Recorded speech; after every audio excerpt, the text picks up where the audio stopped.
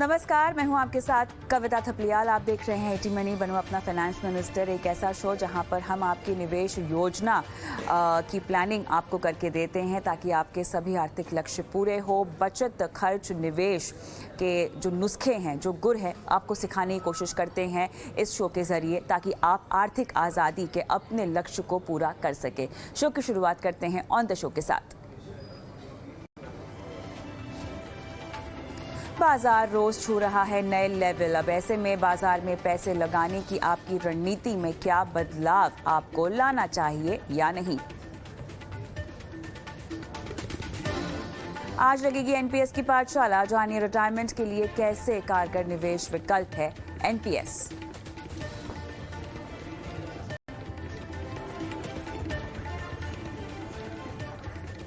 Mid cap sector की कहानी में है कितना दम? आपके मिड कैप फंड को बदलने का वक्त क्या आ गया है? जानेंगे आज शो में।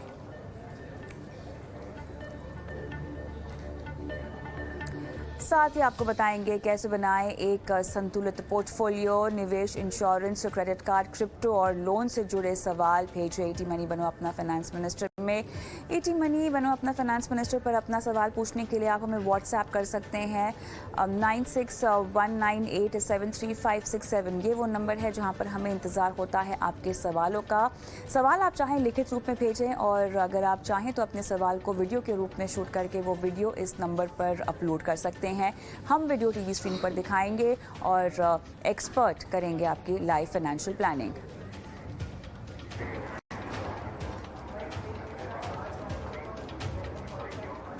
चलिए, तो बेहद खास शो जहां पर हम आपको बाजार के इस लेवल में, यानी बाजार रोज नए लेवल्स को छू रहा है, रोज नए ऑल टाइम हाई पर जा रहा है। अब ऐसे में बहुत सारे निवेशक होते हैं जो अपना निवेश रोकने की कोशिश करते हैं, जिन्हें बाजार की इस तेजी पर भरोसा नहीं होता, या बहुत निवेशक इस डर में कि बाजार आगे चलकर गिर सकता है और जितना मुनाफा उन्होंने अभी तक कमाया है उस डर के मारे, उस गिरावट के डर के मारे अपने निवेश को ऐसे ही छोड़ देते हैं। किस तरह की गलती एक निवेशक कर सकता है जब बाजार अपने ऑल टाइम हाई पर हो या एक बुल रन में हो, इसी को समझने की हम कोशिश करेंगे। क्योंकि बहुत हद तक जब आप एक लंबी अवधि का पोर्टफोलियो बनाते हैं, जब आप एक लंबी अवधि के निवेशक होते हैं, तो बाजार की इस तरह की कई तरह की चालें हैं जो आप अपने पूरे अंतराल में अनुभव करते हैं, एक्सपीरियंस करते हैं, और इसी एक्सपीरियंस का फ़ायदा आपके पोर्टफोलियो में रिटर्न के तौर पर आपको तब मिलता है जब आप अपने निवेश में बने रहते हैं। इस बारीकी को हम विस्तार से और समझेंगे, लेकिन जिस तरह से बाजार की चाल हमें रोज़ नए आयाम पर जाती हुई दिखाई दे रही है, बहुत ज़रूरी है कि आप अपने मुनाफे को भी बांधने की कोशिश करें। खासतौर से वो निवेशक जिनके जो लक्ष्य हैं, जिनके आर्थिक जो लक्ष्य हैं, वो करीब आते जा रहे हैं। और जैसे कि हम सब जानते हैं, उतार चढ़ाव तो बाजार की फितरत में ही है, और इसीलिए अगर आपका कोई लक्ष्य है जो बहुत नज़दीक आ रहा है, तो मौजूदा समय में अगर पोर्टफोलियो में आप कोई कमाई देख रहे हैं तो आपको समझदारी से, सूझबूझ के साथ उस मुनाफे को बांध भी लेना चाहिए। लेकिन चलिए, बाजार की इस चाल को और बेहतर तरीके से समझते हैं, और इस चाल में आपकी पोर्टफोलियो में क्या रणनीति आपको अपनानी चाहिए, इसको हम समझते हैं विस्तार से। हमारे साथ एसबीआई म्यूचुअल फंड के डिप्टी एमडी और सीबीओ डीपी सिंह भी जुड़ गए हैं। डीपी सर, बहुत बहुत स्वागत है आपका हमारी इस बेहद खास पेशकश में। और बाजार रोज़ नए आयाम छू रहा है। जिस तरह से हमें हरियाली की बहार बाजार में दिखाई दे रही है, खुशहाली दिखाई दे रही है, एक तबका निवेशकों का ऐसा भी होता है, और आप शायद बहुत अच्छे से इस बात को जानते हैं और बहुत अच्छे से आप समझाएंगे भी कि वो डरते हैं, इस तेज़ी से वो डरते हैं कि आने वाले वक्त में बाजार जिस तेज़ी से अभी चढ़ता हुआ दिखाई दे रहा है, धड़ाम से गिर भी सकता है। किस तरह के इन्वेस्टमेंट बिहेवियर हैं जो बाजार के बुल रन में हमें दिखाई देते हैं, जो शायद इन्वेस्टमेंट की रणनीति के लिए, उनकी स्ट्रैटेजी के लिए सही नहीं है? बताएं। शुक्रिया कविता जी, सबसे पहले तो मेरे को इस प्रोग्राम में बुलाने के लिए। और आपने बिल्कुल सही बोला कि ऐसे समय में जब हर रोज बाजार एक नई ऊंचाई छूता है, तो निवेशक का एक स्वाभाविक तौर पे एक डर में रहना एक एक स्वाभाविक सी चीज है कि होता है कि यार अभी इतना बढ़ रहा है तो बाजार गिर भी सकता है। परंतु एक बात ना मैं कहनी चाहूंगा इस संदर्भ में, कि सबसे बड़ी जो बात है कि निवेशक को कभी अपना डिसिप्लिन नहीं छोड़ना चाहिए। ये देखिए, निवेशक को बने रहना बाज़ार में बहुत ज़रूरी है, क्योंकि किसी को मालूम नहीं है कि ये ऊँचाई जो हम कह रहे हैं कि ये सबसे ऊँचे दर पे है, परंतु और कितने ऊपर जा सकता है ये किसी को मालूम नहीं है। और एक चीज़ बिल्कुल तय हो चुकी है कि निवेशक जो हैं उनको ये पता लग जो है कि अगर हमें अपना वेल्थ क्रिएशन करना है, अगर पूँजी बनानी है, अगर मेरे को एफडी से ज़्यादा मेरे को रिटर्न में लेनी है तो मेरे को इक्विटी में रहना ही पड़ेगा। तो उस डिसिप्लिन में एक निवेशक का हमेशा ये रहता है कि मैं अपने पूरी सेविंग का कितना हिस्सा मैं निवेश में डालता हूँ और कितना मेरे को इक्विटी में बने रहना है।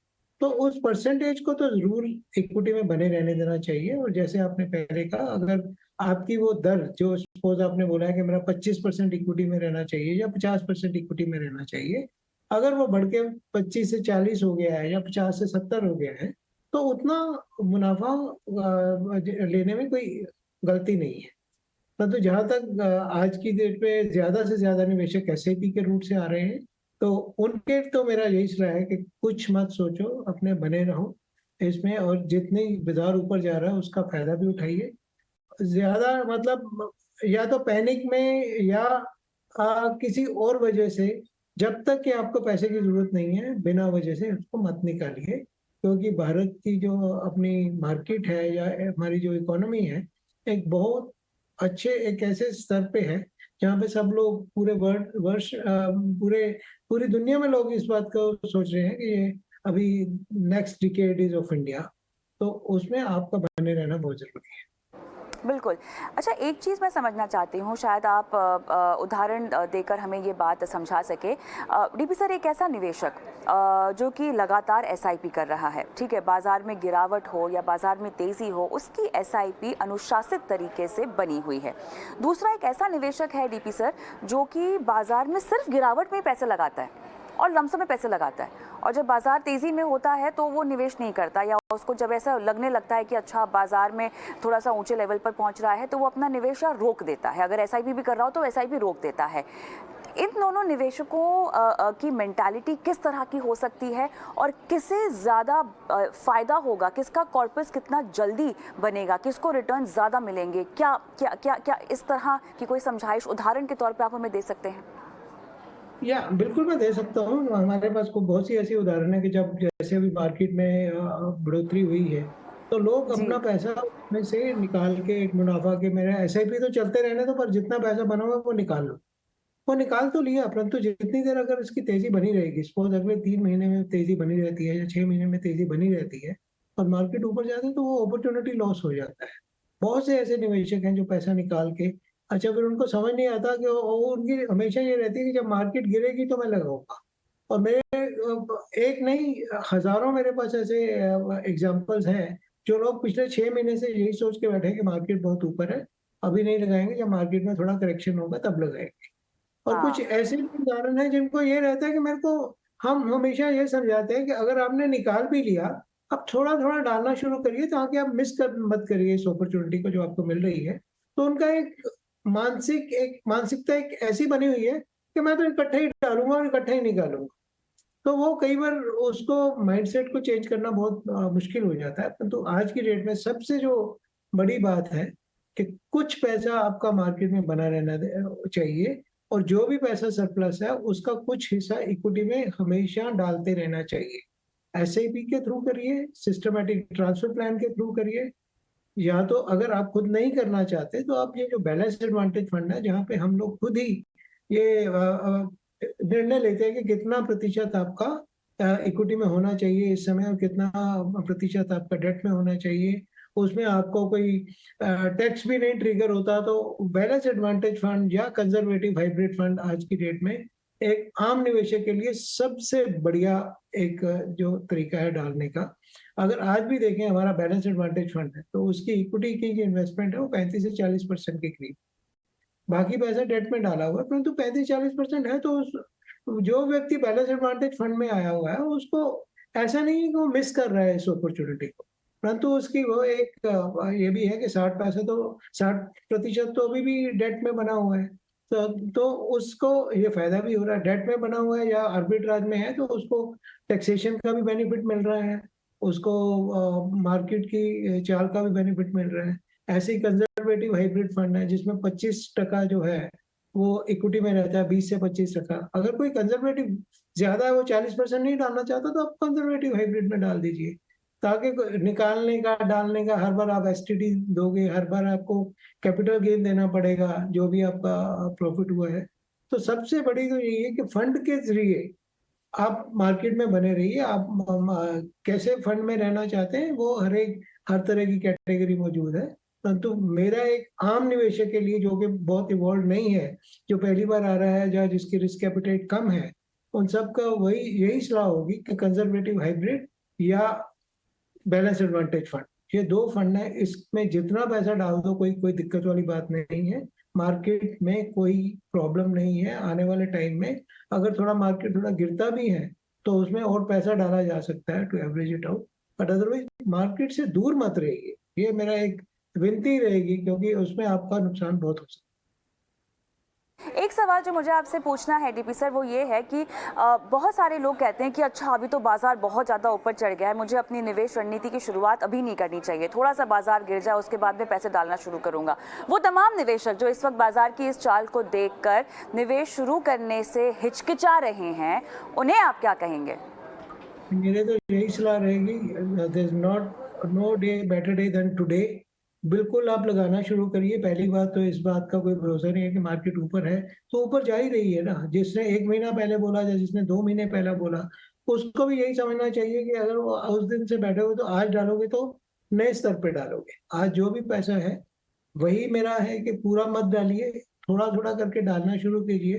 कंजर्वेटिव हाइब्रिड में, बैलेंस एडवांटेज फंड में अगर एकदम लमसम नहीं डालना है तो एसआईपी शुरू करिए। डेट फंड में, ओवरनाइट फंड में, लिक्विड फंड में डाल के एसटीपी शुरू करिए। परंतु वेट मत करिए, तो इंतजार जो है, क्योंकि बहुत सारे लोग हैं बाजार में, ये तो चीज रहती है कि कितने लोग आने वाले हैं और कितने जाने वाले हैं। आज होलसेल वाला जो बंदा है, जो एक बहुत बड़ा पैसा लेके आ रहा है, वो तो फायदा ले लेगा, परंतु एक आम निवेशक अगर वो वेट करता रहेगा तो उसका नुकसान हो सकता है।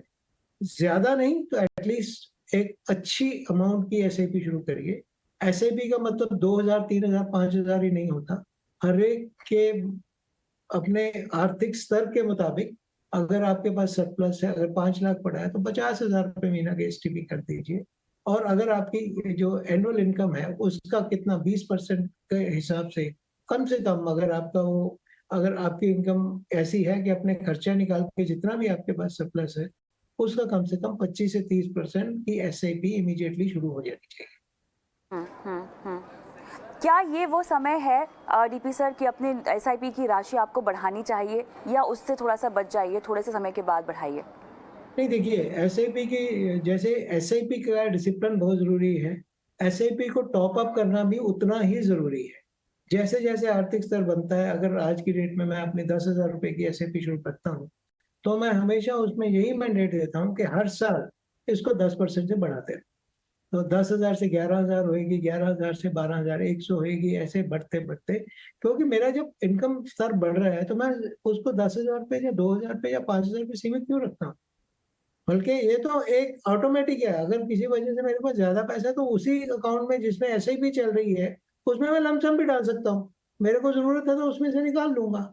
ये इतनी बड़ी फैसिलिटी है म्यूचुअल फंड एक फोलियो में, जहाँ पे आप उसी में आप एसआईपी कर सकते हो, उसी फोलियो में आप लमसम डाल सकते हो, उसी फोलियो में से आप निकाल सकते हो, उसी फोलियो में से आप एसडब्ल्यूपी कर सकते हो।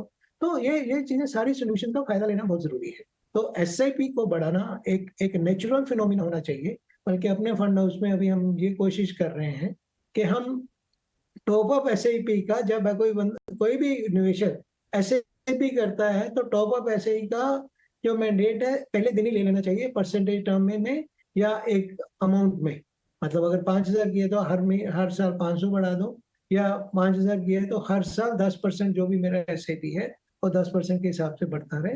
तभी ही एक कैपिटल क्रिएशन होगी, तभी वेल्थ क्रिएशन। चलिए, तो शेयर बाजार रिकॉर्ड स्तर पर, और ऐसे में आपको अपने निवेश को लेकर क्या रुख अख्तियार करना चाहिए? डीपी सर, बहुत बहुत धन्यवाद। इतनी आसान भाषा में आपने निवेशकों की तमाम दिक्कतों को, उलझनों को सुलझाया। धन्यवाद शो पर आज शिरकत करने के लिए। चलिए, लेकिन